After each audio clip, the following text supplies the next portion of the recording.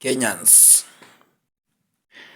Kuna wakati Gachagua alikuwa pale Kiluguyia, kuna vile alisema, na haya maneno tusiyachukulie hivyo hivyo tu. Tusione ni kama alikuwa ati anaongea afurahishe watu. No. Gachagua alisema nchi ya Kenya haina security, na akaambia watalii msitembee Kenya. Tena akasema Murkomen, ukishindwa na kulinda wa Kenya, sisi wa Kenya tutajilinda.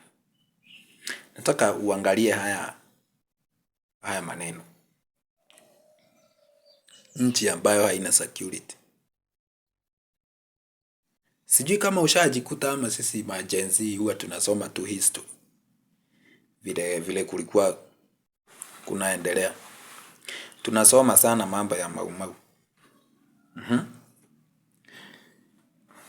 Wengine 2007 tulikuwa wandogo. Lakini mimi najua neno kujilinda inamaanisha nini. Na Murkomen amesikia hizi taarifa, hajatokea kuongea. Tumeona tu wale watu wa Joho, ule wa Hassan Omar, Salim Mvurya wakitokea na kupuuza haya maneno ya Gachagua. Msipuuze.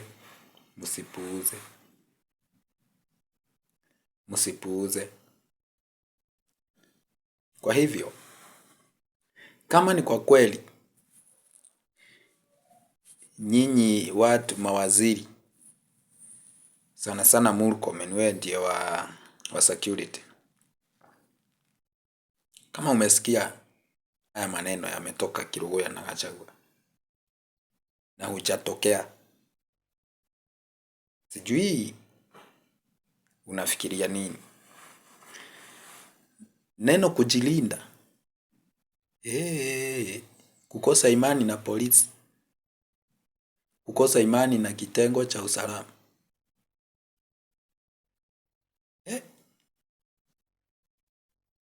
Mudavadi akiwa pale na viongozi wa kanisa wa kidini wa East Africa, alijaribu kusema sijui wanasiasa, sijui wanakanisa waongeleshe vijana wetu, sijui serikali nayo, sijui nini. Nikuulize wewe Mudavadi, wakati wewe ni mkuu wa maminister, na wakati ministry moja inafail kufanya kazi, wewe unafaa kuamka.